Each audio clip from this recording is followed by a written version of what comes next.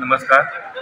आयज आमच्या कोनाडी देवसू गावात कोरगांव विलेज पंचायत हितून एक मशीद आसा, हितून एक ख्वाजा मस्जिद।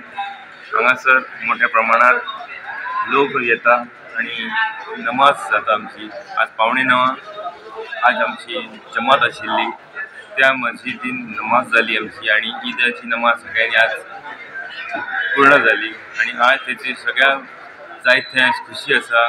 त्याच बरोबर आज सबंद गोवावासियांक गोवा परबी दिता की सगळ्यांक ईदाची ईद मुबारक म्हणटा।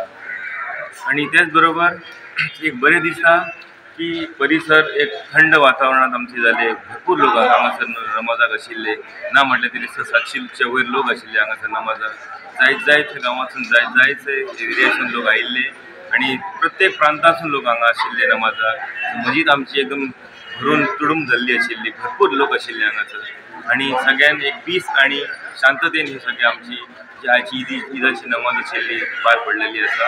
आणि सगळ्यांक परत एकदां म्हणटा, आज नमाज जी जाली आमची ईद उल फित्र म्हणटा हेका, बकरी ईद न्हू, रमजान शरीफ म्हणटा हेका, जे रमजान आमी मनयला। त्याच्या बद्दल सगळ्यांक परत एकदां परबी दिता की सगळ्यांक म्हाज्या कडल्यान परत सगळ्यांक गोव्याच्या सबंद वासियांक, गोवाच्या सबंद लोकांक ईद मुबारक म्हणटा। धन्यवाद, थँक्यू।